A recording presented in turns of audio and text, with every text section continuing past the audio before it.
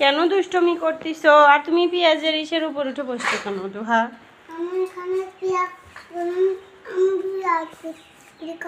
পেঁয়াজ বিক্রি করবা?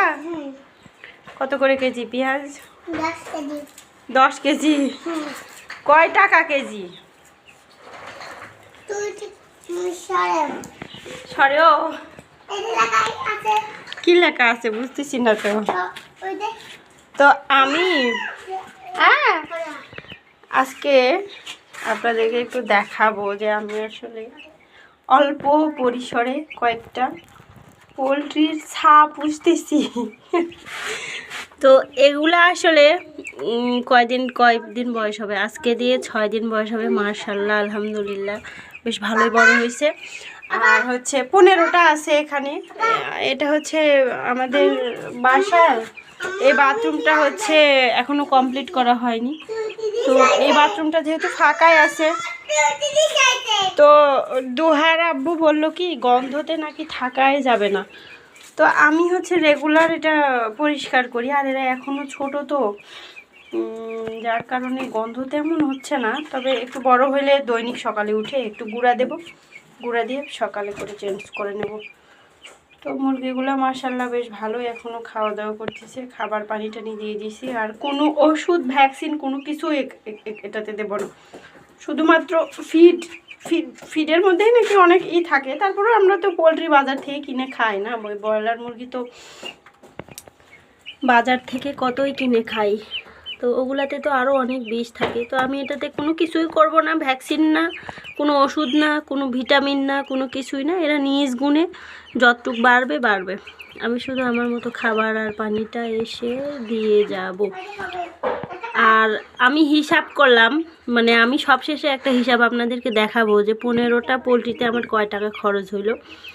আর যদি 200 টাকা কেজিও বিক্রি করি, তারপরেও খাবার অনুযায়ী আমার সবগুলো মুরগি যদি থাকে, 15টা পোলট্রি দিয়ে দেখা যাবে মাস শেষে হয়তো বা 2-2.5 হাজার টাকা মতো লাভ হইতে পারে যদি বিক্রি করি। বিক্রি করার ক্ষেত্রে ওজন কত হবে জানি না, তবে আমি আশাবাদী যে 3 কেজি ওজন হওয়ার কথা ইনশাআল্লাহ। আমি জানি না কত হবে, যেহেতু আমি এদেরকে বড় হওয়ার কোনো পাউডার কিংবা ওষুধ এর একই বেসের আমাদের এখানে আরও আমার কতগুলো ভাবিরা আছে, তার মানে যা আছে তারা হচ্ছে যে নিচে। তো এই একই ব্যাচের তারা আবার অনেক কিছু মানে একদম প্রফেশনালিভাবে ফার্মে যেভাবে মুরগি যে করে এই ব্রয়লার মুরগি, তারা সেভাবেই করতেছে। ইঞ্জেকশন দিছে আর হচ্ছে পাউডার ওষুধ দেখলাম খাওয়াইছে, এরপরে আবার হচ্ছে পানির সাথে কী কী জানি মিশাই দিচ্ছে। তো আমি আবার ওগুলো কোনো কিছুই করিনি, কিন্তু আমি দেখলাম ওদের বাচ্চাগুলোর যেরকম মানে ওয়েট হবে, যেরকম বাড়ছে, আমারটাও মাশাআল্লাহ অতটুকুই বাড়ছে। কিন্তু শেষে গিয়ে এখন কি হবে, হয়তো বা ওদেরটা বেশি বড় হবে, আমারটা কি হবে জানি না, আল্লাহ জানে। তবে আমার মনে হয় ফিড খাইলে আর একটু ভালো পরিবেশে রাখলে তো এদের ভালো হওয়ার কথা। আর এখন তো অল্প, আর যখন হচ্ছে যে বড় হয়ে যাবে, এরা অল্প বলতে এখন তো ছোট আছে, আর যখন বড় হয়ে যাবে তখন এই পুরো বাথরুমের এই সবগুলো এখান থেকে বের করে পুরোটা দিয়ে দেবো। আর এই জায়গাটাতে একটা স্ট্যান্ড ফ্যান দিয়ে দেবো। আর এখন আমি এটাতে মাঝে মাঝে বিড়াল আসে বাসার ভিতর, যার কারণে আমি আমার বুদ্ধিমতো খুবই ছোট একটা সিস্টেম করে রাখছি। দুহার গায়ের উপর পড়ে যাবে কিন্তু। তো এটা এভাবে করে আটকে দিলে দেখা যাবে বিড়াল আর মানে বিড়াল আবার নেট দেখলেই, বিড়ালের আবার বুদ্ধি তো অনেক বেশি, নেট দেখলেই মনে করবে যে এই জায়গাটাতে যাওয়া যাবে না।